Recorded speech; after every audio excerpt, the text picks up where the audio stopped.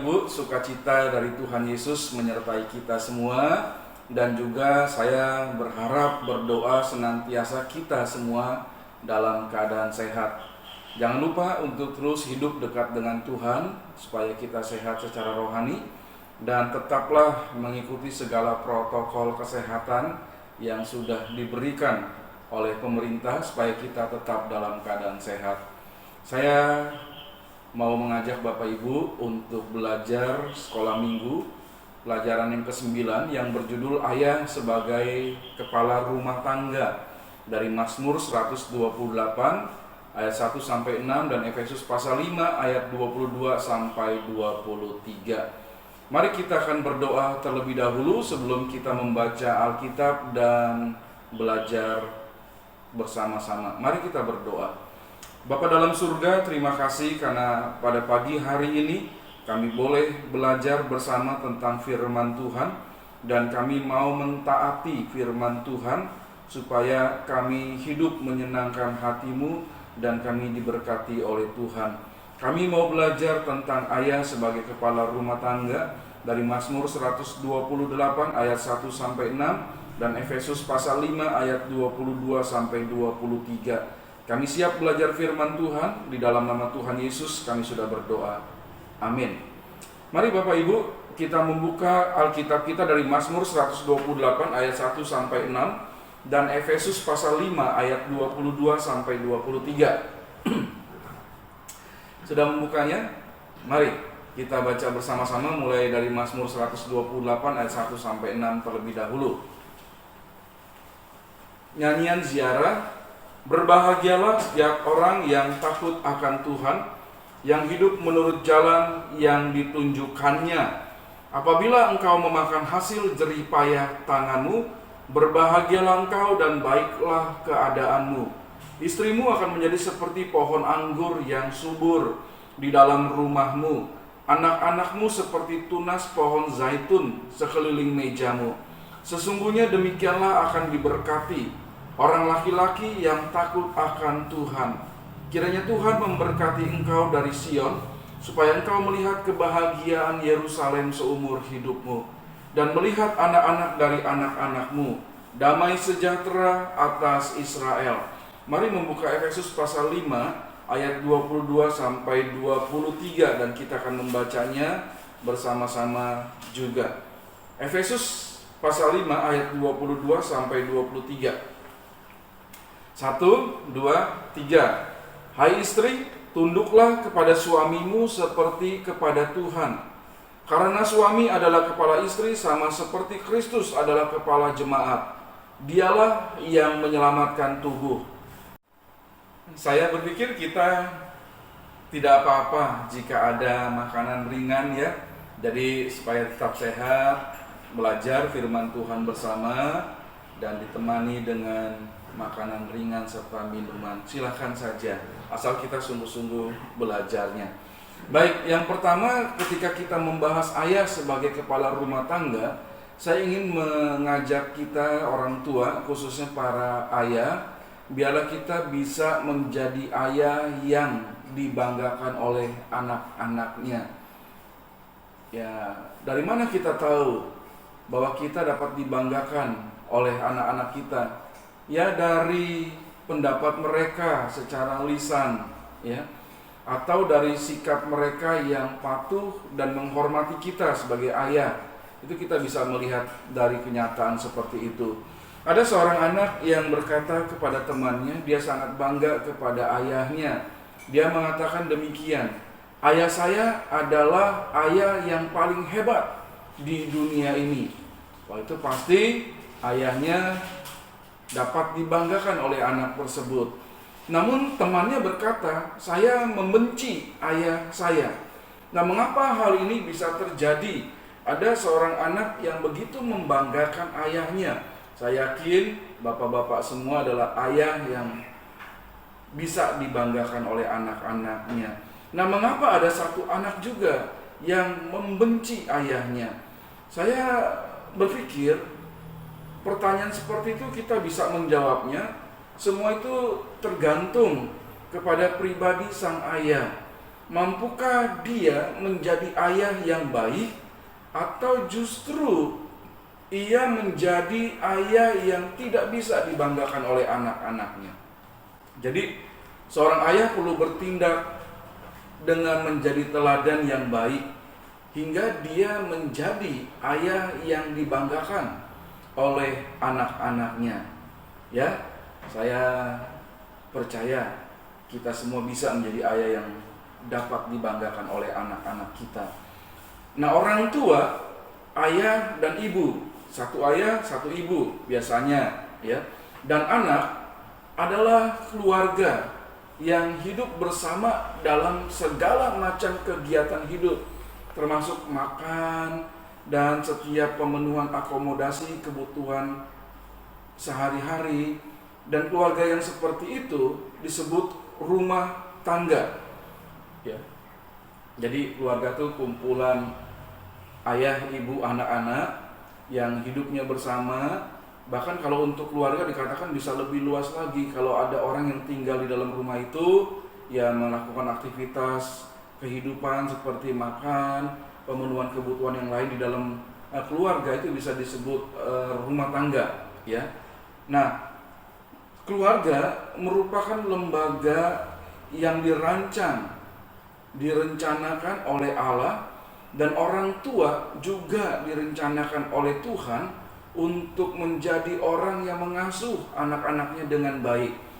Bisa dikatakan bahwa orang tua itu merupakan perwakilan Allah bagi anak-anak yang ada dalam keluarga mereka, supaya mereka diajak untuk mengenal siapa Tuhan. Dan orang tua itu membimbing anak-anak untuk hidup menurut ajaran Tuhan. Mereka lah, orang tua itulah yang pertama-tama membawa anak-anak mereka kepada Tuhan. Nah, Yesus, anak Allah, dalam hidupnya sebagai anak manusia, dia taat dalam asuhan Maria dan Yusuf sebagai orang tua di bumi, ya. Jadi itulah tugas kita orang tua, supaya bisa mengasuh anak-anak kita dengan baik. Karena anak-anak itu menyerahkan dirinya dalam asuhan kita, seperti Yesus melakukannya. Dia menyerahkan dirinya untuk diasuh oleh Maria dan Yusuf. Kita bisa melihat hal itu dalam Lukas pasal 2 ayat 51.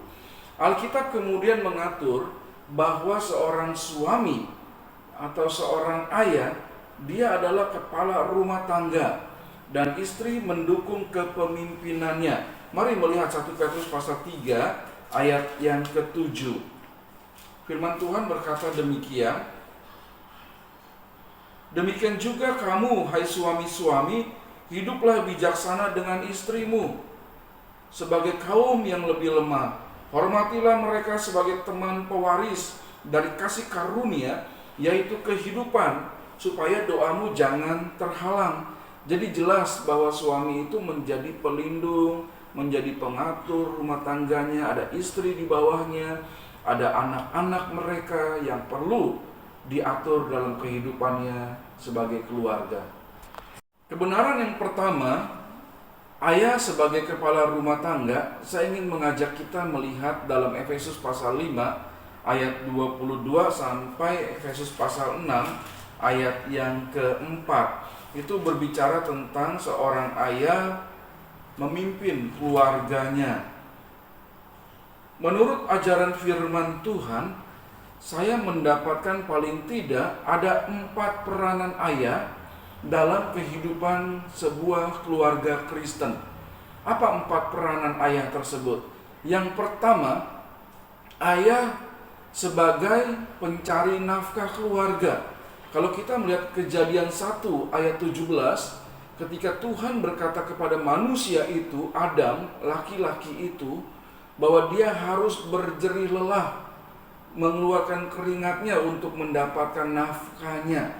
Jadi jelas Tuhan menunjukkan kepada seorang ayah, seorang pria, sebagai peran utama untuk memenuhi kebutuhan atau nafkah keluarganya. Namun dalam kasus tertentu, seorang ibu ya juga bisa menjadi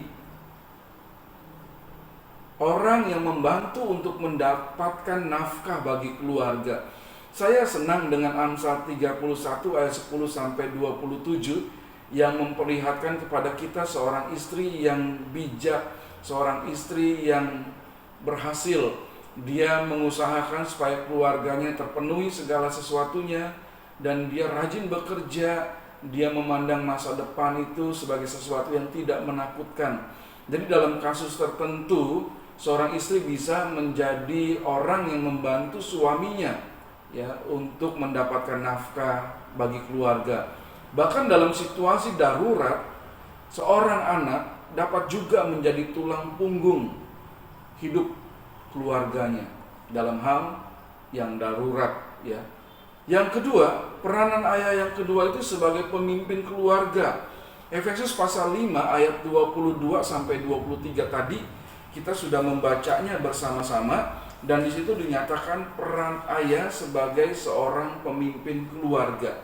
Yang ketiga, seorang ayah itu adalah pelindung keluarganya. Jadi dia harus melindungi seluruh anggota keluarganya, bersikap dengan bijaksana, bersikap berani untuk menjadi pelindung bagi istri dan anak-anaknya dalam situasi apapun juga. Itulah yang diharapkan seorang ayah bisa berperan menurut ajaran firman Tuhan. Efesus pasal 5 ayat 25, 28 dan Ibrani 11 ayat 23. Lalu seorang ayah itu berperan sebagai pemberi arah rohani dalam keluarganya. Efesus pasal 5 ayat 23 dan Efesus pasal 6 ayat yang keempat. Mari kita lihat ayat-ayat tersebut. Efesus pasal 5 ayat 23 mengatakan demikian. Karena suami adalah kepala istri sama seperti Kristus adalah kepala jemaat. Dialah yang menyelamatkan tubuh. Ya, Kristus itu memberikan ajaran-ajaran rohani. Kristus itu memberi dirinya kepada jemaat. Dan demikian juga suami. Dia memberikan arahan-arahan rohani kepada keluarganya dan siap memberikan dirinya bagi keluarga. Efesus pasal 6 ayat 4 mengatakan demikian. Dan kamu bapak-bapak, janganlah bangkitkan amarah di dalam hati anak-anakmu, tetapi didiklah mereka di dalam ajaran dan nasihat Tuhan. Seorang ayah berperan untuk memberikan bimbingan rohani. Apakah kita sudah melakukan hal itu terhadap istri dan juga terhadap anak-anak? Mengajar mereka untuk mengenal firman Tuhan dan taat kepada firman Tuhan, percaya kepada Tuhan Yesus Kristus. Allah menghendaki segala sesuatu berlangsung secara teratur. Demikian juga dengan kehidupan keluarga, dalam kehidupan rumah tangga harus tertib dan teratur. Nah, kepemimpinan itu diperlukan dalam rumah tangga, dan kepemimpinan itu merupakan cara Allah untuk menciptakan, menjalankan keteraturan dalam sebuah keluarga atau dalam rumah tangga. Kemudian Allah sudah menentukan bahwa seorang pria, seorang suami, seorang ayah itu adalah pemimpin dalam rumah tangga. Istri harus menghormati keputusan firman Tuhan tersebut. Jadi mendukung ya keputusan suami, mendoakan. Kalau ada kesalahan dalam keputusan itu, istri bisa memberi ingatan kepada suaminya dan berdoa supaya suami mau memperbaiki kesalahan itu ya, dan bersama-sama yang membawanya kepada Tuhan. Nah, kalau kita seorang ayah, bapak-bapak, jadikanlah diri kita teladan dalam keluarga. Kita seorang pemimpin dalam keluarga kita.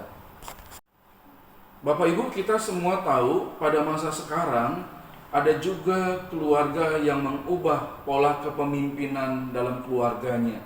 Ya, seperti istri atau ibu dan anak-anak kurang menghormati kepemimpinan suami atau ayahnya, sehingga ibu dan anak-anak itu yang mengambil alih kepemimpinan dalam keluarga.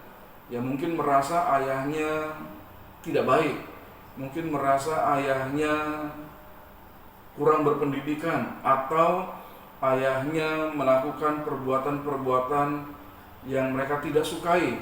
Lalu istri atau ibu dan anak-anak mengambil alih kepemimpinan dalam keluarga. Kita perlu berbicara kepada ayah yang seperti itu ya. yang dianggap tidak bisa memimpin keluarga, mengingatkan dia dan terus memberi dorongan, kamulah pemimpin keluarga, jangan mengambil alih tugasnya, kecuali memang ada kasus tertentu yang membuat si ayah, si suami tidak berdaya dalam hal kepemimpinan. Namun selama dia masih bisa diperbaiki, tugas istri dan anak yang mengingatkan, ayo suamiku, ayo ayah, perbaiki supaya bisa memimpin keluarga dengan baik. Itu yang perlu dilakukan, dan ajak berdoa bersama, ya, dan doakan dia supaya menjadi pemimpin dalam keluarga. Yang kedua, ada perubahan pola kepemimpinan ketika suami ayah tidak menjalankan peran pemimpin dengan baik, ya. Keluarga menjadi tidak baik dalam menjalani hidupnya, dan ini sangat menyedihkan. Kepemimpinan itu perlu dimiliki oleh seorang ayah. Dia harus bisa memimpin keluarganya dengan baik. Dan untuk menjadi ayah yang memimpin keluarga dengan baik, kita perlu berserah kepada Tuhan. Karena hanya berserah kepada Tuhan yang membuat kita, Roh Kudus-Nya memampukan kita untuk memiliki sikap yang baik, berkenan kepada Tuhan dan menyenangkan hati istri dan anak-anak. Jadi berserahlah senantiasa kepada Tuhan. Ayah, suami, jadilah pemimpin keluarga. Sebagian problematika rumah tangga berawal dari kepemimpinan yang buruk. Jadi problematika itu terjadi dalam keluarga yang beberapa hal disebutkan, ya, atau kita ketahui. Seperti yang pertama, ayah melakukan KDRT atau kekerasan dalam rumah tangga. Dia itu tangannya mudah sekali untuk digunakan memukul istri atau anak-anaknya, dan ini sangat menyedihkan, ya. Kalau kepemimpinan buruk seperti itu, berlaku kasar dan kejam kepada istri dan anak-anak merupakan perbuatan yang tidak menyenangkan hati Tuhan. Dan juga sekalipun di dalam keluarga kita ada hal-hal atau perilaku yang kurang menyenangkan, Bapak Ibu, kita perlu tetap memiliki kasih. Dan kita diingatkan dalam firman Tuhan 1 Yohanes 4 ayat 8, Allah adalah kasih, dan setiap orang yang percaya kepada Kristus Yesus sebagai Tuhan dan Juru Selamat, kita memiliki Roh Kudus yang memberikan pimpinan dalam hidup kita, hingga hidup kita dipenuhi dengan kasih juga, karena kita adalah orang yang percaya kepada Allah. Kepemimpinan yang dikehendaki Allah dalam rumah tangga adalah kepemimpinan yang berdasarkan kasih. Ayah, suami sebagai pemimpin dalam keluarga itu perlu menjadi orang yang memiliki kasih yang besar.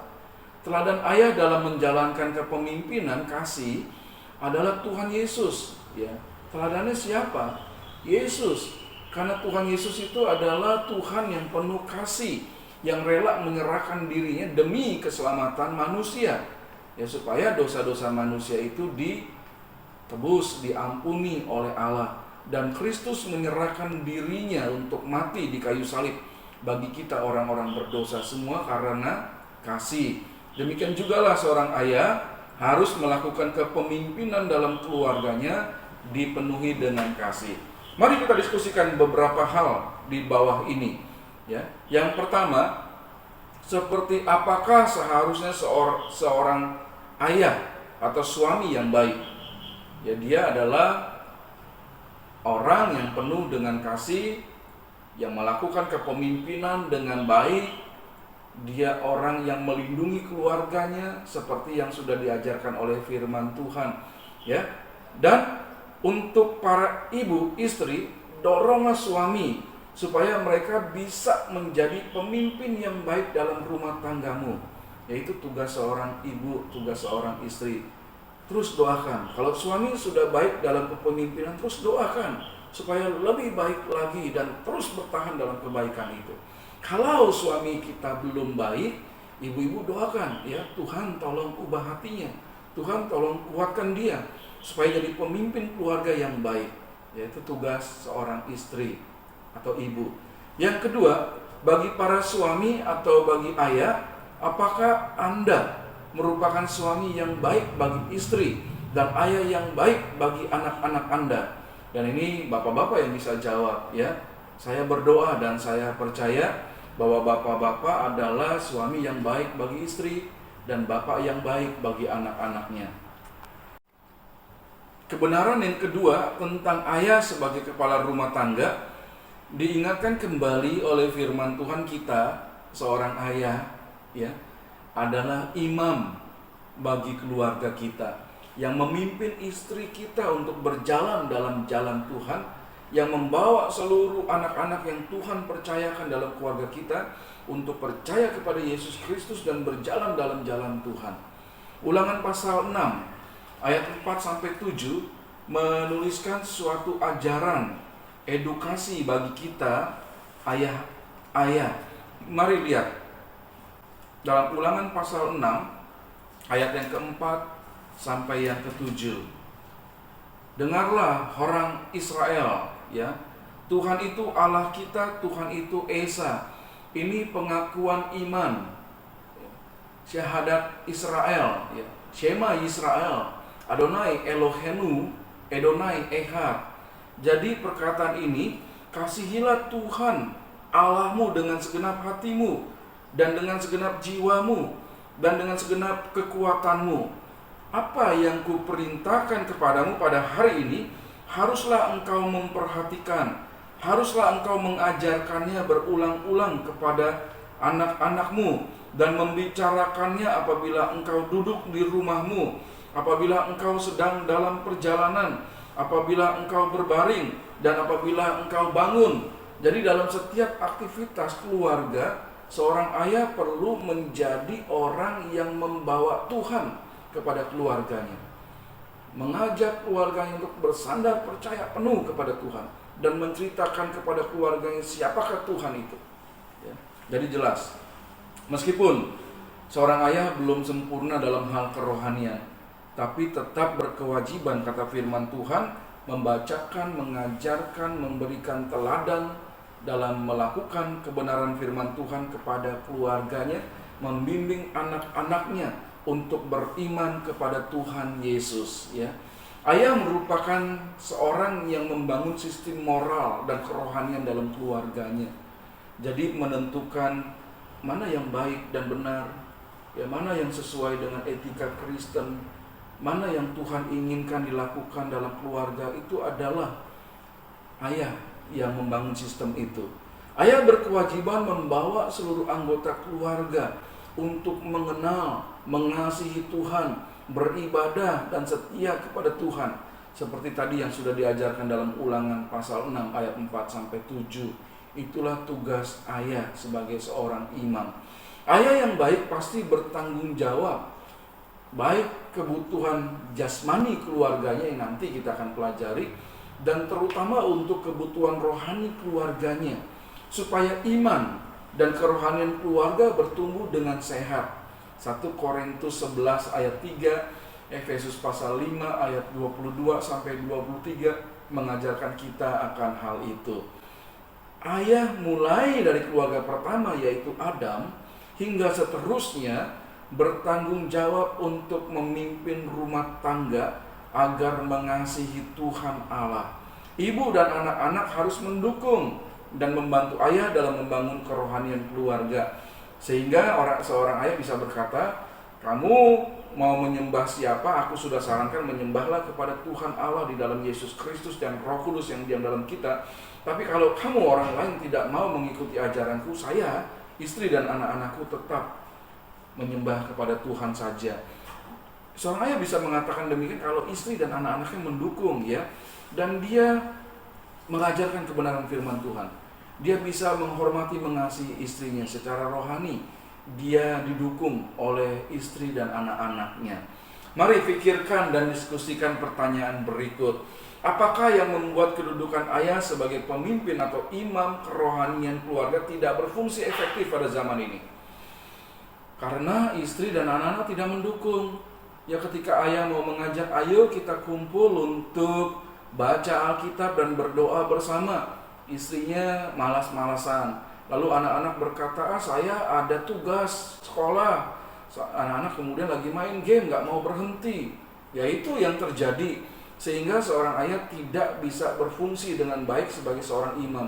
Atau ayah itu yang tidak punya semangat, tidak punya keinginan untuk mengajak keluarganya hidup di dalam kerohanian yang baik. Apakah karena ayah sibuk bekerja? Ya, pasti harus bekerja. Namun bekerja itu tidak menghambat, membawa dia untuk membimbing keluarganya secara rohani. Apakah karena urusan dalam rumah tangga dikendalikan oleh ibu atau istri, sehingga dia tidak bisa menunjukkan kepemimpinan secara rohani? Ibu-ibu, berikanlah kepemimpinan itu kepada seorang ayah, pada suamimu ya. Dukung dia, dorong dia, semangati dia, dan doakan supaya dia menjadi seorang pemimpin, imam juga di dalam keluarganya. Mengapa istri ibu mengambil alih peran seorang ayah? Ya, dalam kasus-kasus tertentu ketidakberdayaan bisa terjadi, tetapi kalau tidak ada hal seperti itu, tugas seorang ibu, tugas seorang istri adalah mendukung suaminya supaya bisa menjadi seorang ayah yang memimpin keluarganya, termasuk dalam memimpin sebagai imam di keluarga. Kebenaran yang ketiga, ayah itu adalah pencari nafkah keluarga. Tadi kita sudah baca dalam Mazmur 128 ayat 1 sampai dengan ayat yang ke-6 ya, di mana seorang ayah bekerja lalu dia akan bersukacita untuk memakan hasil jerih payah, dan berbahagialah ayah yang seperti itu ya. Istrinya menjadi pohon anggur yang subur di dalam rumah, anak-anaknya seperti tunas pohon zaitun yang di sekeliling mejanya. Jadi ayah harus ya melakukan tugas ya sebagai pencari nafkah dalam keluarga, dan itu tugas utama. Mencari nafkah itu adalah tugas seorang ayah ya. Secara lahiriah dia pencari nafkah bagi keluarga. Dalam Alkitab 1 Timotius 5 ayat 8 menyebutkan orang tua bertanggung jawab memenuhi kesejahteraan jasmani, yaitu kebutuhan materi keluarga, sandang, pangan, papan, dan kebutuhan lainnya. Seorang ayah perlu bersandar kepada Tuhan dan berusaha keras memenuhi kebutuhan hidup dalam keluarga. Coba lihat 1 Timotius pasal 5 ayat ke-8.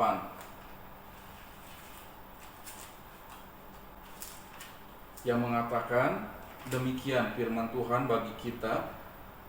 Tetapi jika ada seorang yang tidak memeliharakan sanak saudaranya, apalagi seisi rumahnya, orang itu murtad dan lebih buruk dari orang yang tidak beriman. Tadi kita sudah belajar bahwa orang yang memelihara kebutuhan rumahnya, yaitu adalah ayah.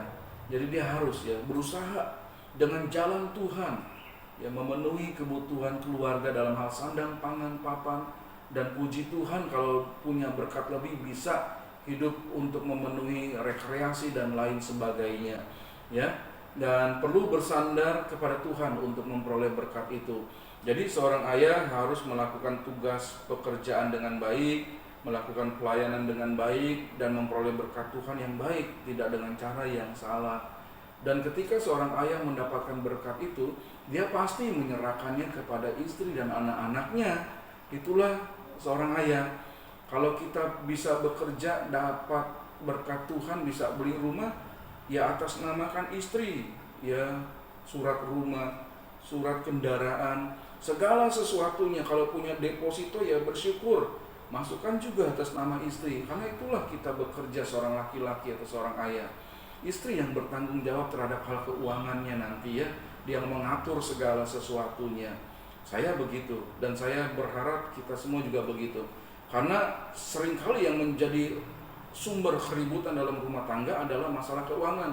Istri tidak memegang uang sepenuhnya, dan itu menjadi hal yang buat ribut dalam keluarga ya. Nah, ayah mencari nafkah memenuhi kebutuhan keluarganya. Keluarga yang mengikuti ajaran Alkitab pasti diberkati Tuhan dengan kebahagiaan. Mazmur 128 ayat 1 sampai 6 tadi sudah mengatakannya ya. Ayah yang bekerja dengan baik, istrinya juga baik, anak-anaknya baik, diberkati oleh Tuhan. Ayah diajar firman Tuhan untuk bekerja. Kalau kamu nggak bekerja nggak boleh makan, ya kata firman Tuhan demikian. Namun kerja keras saja itu nggak cukup, harus disertai dengan doa. Amsal 10 ayat 22 mengatakan demikian. Coba mari lihat firman Tuhan. Amsal 10 ayat 22.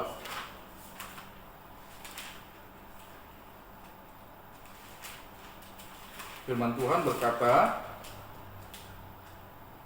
berkat Tuhanlah yang menjadikan kaya, susah payah tidak akan menambahnya. Jadi kalau berkat itu berasal dari Tuhan, kita minta kepada Dia, kita berdoa kepada Dia. Demikian juga ajaran Tuhan dalam doa Bapa kami, ya. Bapa kami yang di sorga, berikanlah kami pada hari ini makanan kami yang secukupnya. Jadi jelas harus disertai dengan doa. Tuhan memberkati orang yang bekerja dan berdoa, ya. Tuhan memberkati setiap orang yang mendahului pekerjaannya dengan doa terlebih dahulu. Tuhan memberkati. Mari pikirkan, diskusikan pertanyaan berikut. Bagaimanakah Anda atau istri bersikap dalam memenuhi nafkah dalam keluarga? Kita perlu berdoa kepada Tuhan, karena Dialah sumber berkat, bersandar sepenuhnya kepada berkat Tuhan, bekerja dengan keras, jujur, dan baik untuk mendapatkan berkat Tuhan itu. Lalu perlu hemat terhadap pendapatan kita, ya, supaya kita bisa menjalani hidup ini dengan berkat dari Tuhan dengan baik. Bapak dan Ibu, kita sudah belajar ajaran firman Tuhan yang sangat baik untuk kita ikuti dalam hidup ini. Ayah sebagai kepala rumah tangga, ingatlah kaum bapak, pria yang sudah menikah, yang memiliki istri, memiliki anak, kita adalah kepala rumah tangga. Sesuai dengan ajaran firman Tuhan dalam Mazmur 128 ayat 1 sampai 6, Efesus pasal 5 ayat 22 sampai 23. Mari kita terapkan dalam hidup keluarga kita. Yang pertama, ayah memimpin keluarga. Yang kedua, ayah sebagai imam keluarga, ayah sebagai pencari nafkah yang utama dalam keluarga. Dan biarlah kita bisa melakukan kebenaran firman Tuhan ini. Para istri, ibu-ibu, dukunglah suamimu, dukunglah suami supaya bisa menjadi ayah yang baik, yang patut diteladani oleh anak-anak dan menyenangkan hati istrinya juga, dan biasa menjadi kepala rumah tangga yang diberkati oleh Tuhan. Dukunglah para suami. Mari kita berdoa. Bapak, terima kasih karena pada pagi hari ini kami boleh belajar dari firman Tuhan tentang ayah sebagai kepala rumah tangga. Dengan segala hal ajaran yang Tuhan berikan, kami bersyukur atasnya. Dan biar nama Tuhan dipermuliakan dan kami dapat melakukan apa yang firman Tuhan sudah ajarkan. Di dalam nama Tuhan Yesus kami sudah berdoa. Amin. Tetap sehat dan tetap setia belajar firman Tuhan.